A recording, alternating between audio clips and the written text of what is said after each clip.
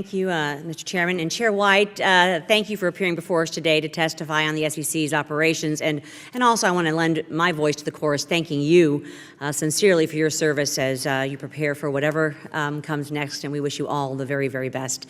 With the election results from last week, there's been a lot of discussion and strategizing about the prospects of the Department of Labor's fiduciary rule, one of my favorite topics, as you well know. So I wanted to ask some questions regarding that as we look forward to next year. Earlier this month, Chair White, Merrill Lynch announced that it would no longer allow its customers with commission-based IRAs to purchase mutual funds. Already, choices are being taken away from customers.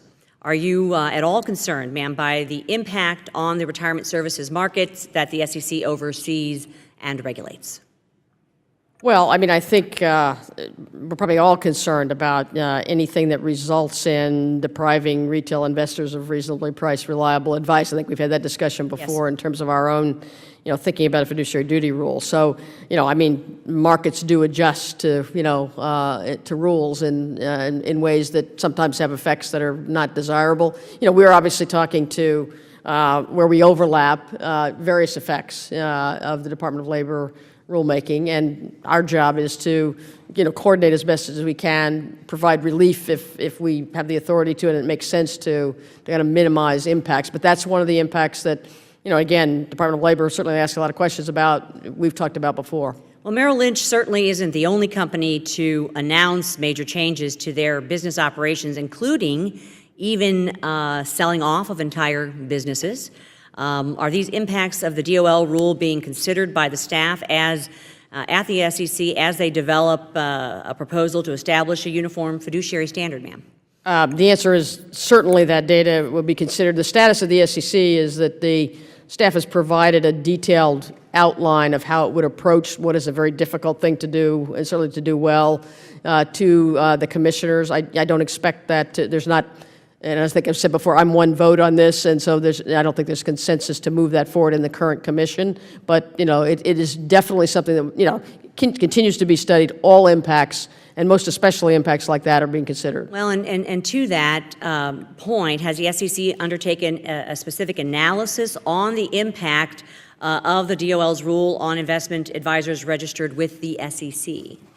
The answer is that that is part of the analysis that's done continuously, actually. There's not a specific sort of project for that, but clearly before we would move toward a proposal or a rule, it would be quite definitively studied, but it's also being studied as it happens. Earlier this year, before the Capital Markets Subcommittee, David Grimm, the Director of Investment Management, stated that an analysis of the potential impacts of a uniform fiduciary standard was ongoing in preparation to draft a recommended rulemaking, but made clear that, and his quote was, "Whether a rule is ultimately proposed and adopted depends on further analysis and action by the full commission." Can you provide the committee any update on the staff's, as I push towards this analysis and some closure on this, of an analysis of the proposal's impacts? Again, I think analysis is ongoing all the time. Obviously, everything's up to the full commission eventually as to, what rule to do, if any, and what the contents would be.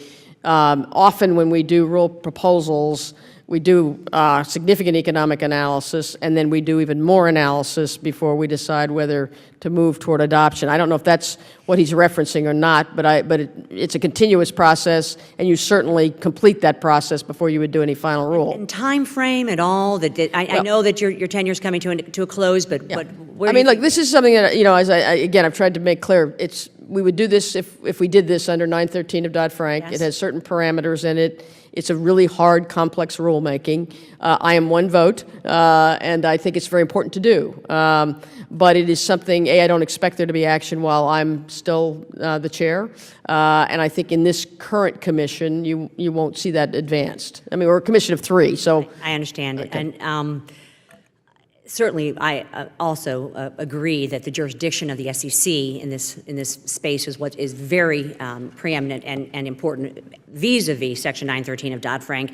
I would just encourage you, as you come to an end of your tenure, that you make sure that asking and imploring them that the analysis be publicly shared, and if not publicly, certainly that it is shared with this committee before there would be any proposal of a uniform fiduciary standard. Thank you. It certainly would come out with a proposal if there was a proposal, yeah. But I hear what you're saying. Yes, just the analysis as we move forward. So I thank you, Mr. Chair, and I yield back. Thank you. The gentlelady yields.